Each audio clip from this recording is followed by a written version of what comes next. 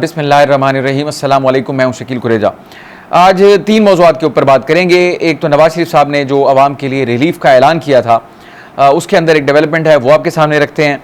और दूसरा, supreme court के अंदर एक अहम मुकदमे की समाअत होने जा रही थी सुबह, यानी कि मंडे की सुबह, लेकिन अब वो समाअत नहीं हो रही, मुलतवी हो गई, उसके ऊपर बात करेंगे। और इमरान खान साहब आलमी महाज के ऊपर एक बड़ी कामयाबी का सफ़र जो है उन्होंने उसका आगाज़ कर दिया है, उसके ऊपर भी तफसील से बात करते हैं। सबसे पहले नवाज शरीफ साहब एक तवील खामोशी के बाद मंजर पे आए और मरीम नवाज साहिबा के साथ उन्होंने प्रेस कॉन्फ्रेंस की और उसके अंदर उन्होंने एक अनाउंसमेंट की, और वो ये थी कि पंजाब के अंदर 500 यूनिट तक जो बिजली इस्तेमाल करने वाले सारिफीन हैं उनके लिए बिजली 14 रुपये फ़ी यूनिट सस्ती करने का ऐलान किया, यानी कि रिलीफ दिया गया 14 रुपये का, और ये 2 महीने के लिए है। तो उस वक्त जो है वो शादियानी बजे, हर तरफ तारीफ़ें भी हुई। ऑब्वियसली इस मुश्किल सूरत हाल में ये एक बहुत बड़ा रिलीफ था 14 रुपये फ़ी यूनिट का।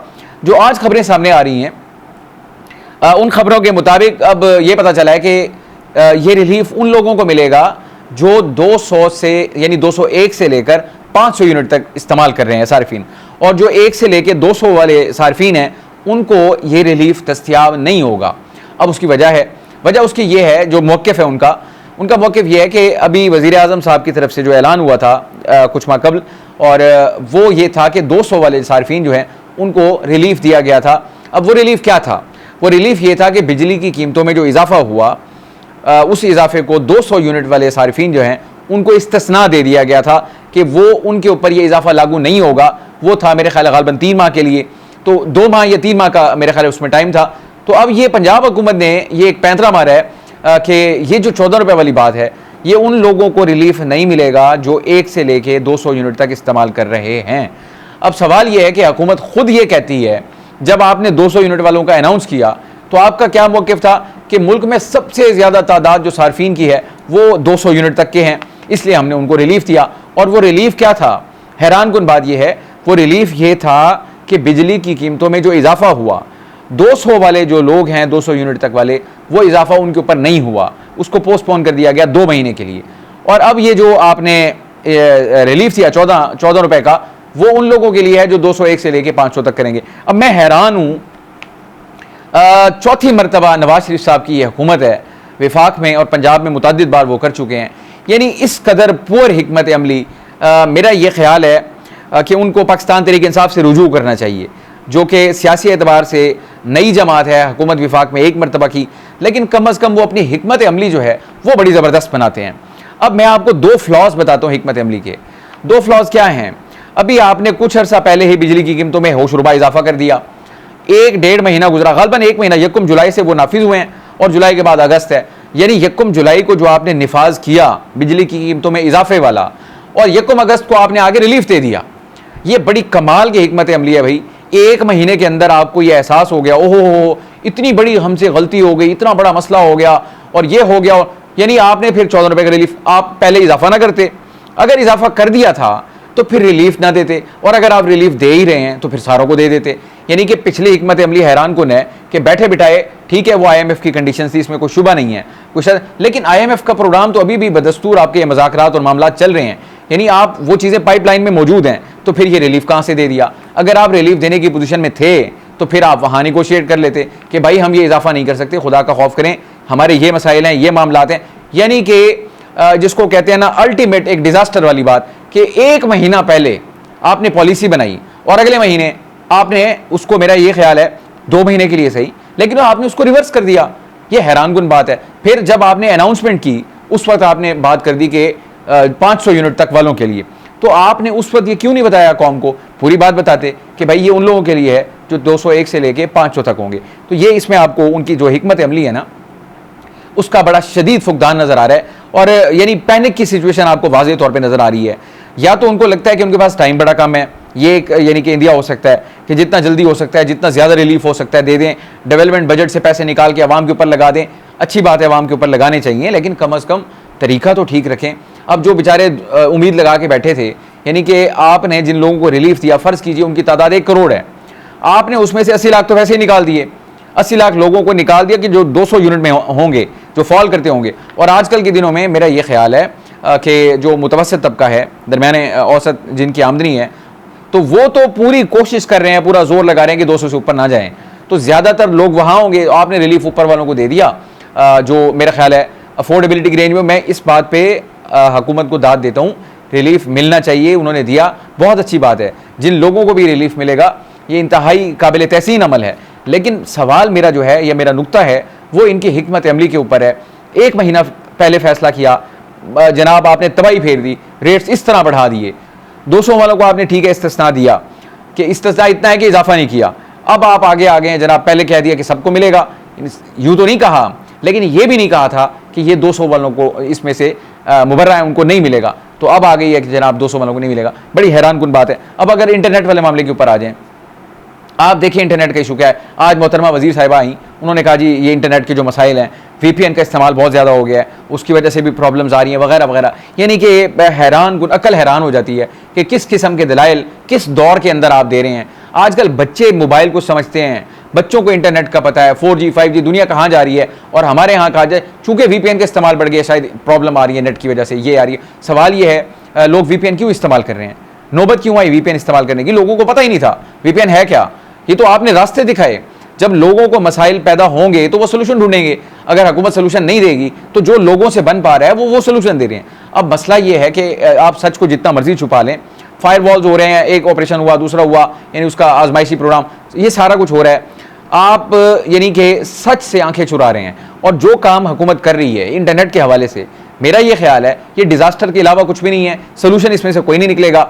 और जो दुनिया, आप ये कहते हैं कि IT से हमने एक्सपोर्ट्स बढ़ानी है, ये बहुत बड़ा सेक्टर है, यहाँ से पैसे कमाने हैं। अब जो हमारे फ्रीलांसर्स का हाल हो गया है मुल्क के अंदर, यानी फाइवर वाले, उनके अकाउंट्स बंद हो गए, जो घर बैठ के मेहनत करके, यानी या तो रोजगार के मौके दें, अगर वो नहीं मिल रहे, वो जो है रिमोट जॉब्स कर रहे हैं, इंटरनेशनल ज़र मुबादला मुल्क के अंदर आ रहा है, आपने उनके दरवाजे भी बंद कर दिए। बंद हो गया, कब खुलेगा, क्या होगा? जिनके मामला जो चल रहे थे तबाही फेर दिया आपने। और जो क्लाइंट्स होते हैं उनका कॉन्फिडेंस अगर शेक हो जाए तो वो आइंदा कहाँ रुजू करेंगे? वो इंडिया रुजू करेंगे, वो बांग्लादेश रुजू करेंगे।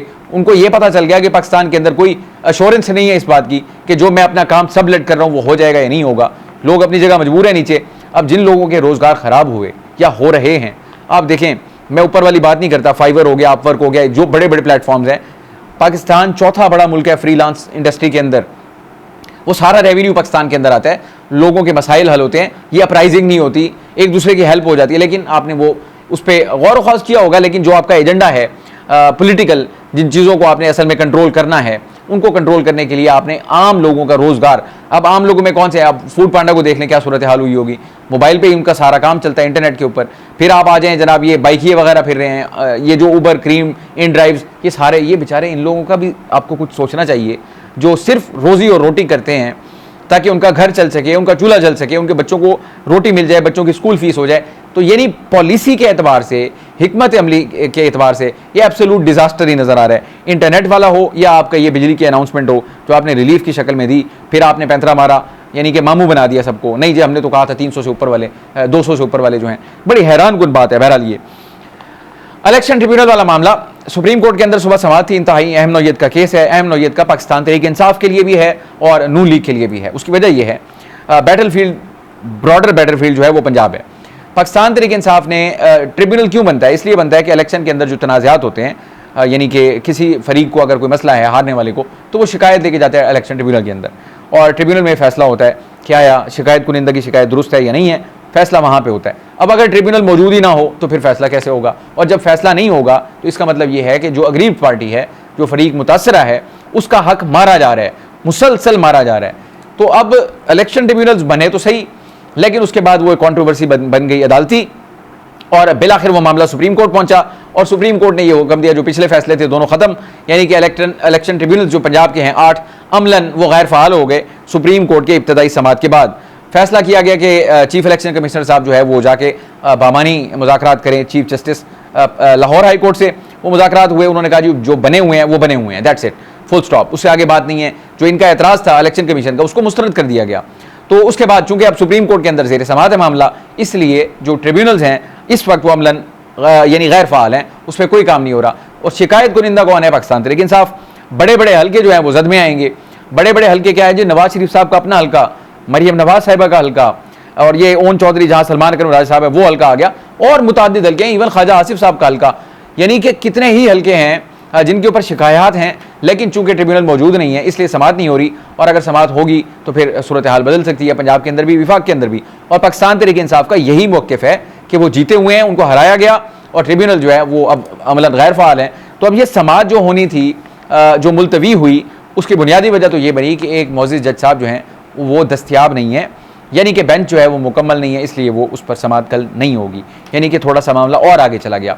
लेकिन पाकिस्तान तहरीक इंसाफ भी अपनी एक दरख्वास्त दायर कर चुकी थी कि उनके जो वकील साहब हैं हामिद खान साहब, वो मुल्क से बाहर हैं, उन्होंने भी इस्तदा की थी कि उनके आने तक इसको मुलतवी कर दिया जाए। बहरहाल वो अपनी जगह चली गई बात, लेकिन चूंकि जज साहब ही अवेलेबल नहीं है, उसका मतलब बेंच मुकम्मल नहीं है, तो समाअत ये नहीं होगी। तो ये पाकिस्तान तहरीक इंसाफ के लिए मैं ज़ाती तौर पर समझता हूँ, ठीक है उनकी दरख्वास्त अपनी जगह कि वकील उनके नहीं थे, लेकिन इसमें तात्तुल जो है वो तहरीक इंसाफ के मफाद में नहीं है। इमरान खान साहब वाला मामला जो है वो इंतहाई अहम हो गया। वो ये है कि एक मैं इमरान खान साहब को, एक तो है वो सियासतदान, एक है वो पाकिस्तानी, मैं अब पाकिस्तानी के तौर पे बात कर रहा हूँ, एज़ पाकिस्तानी इमरान खान।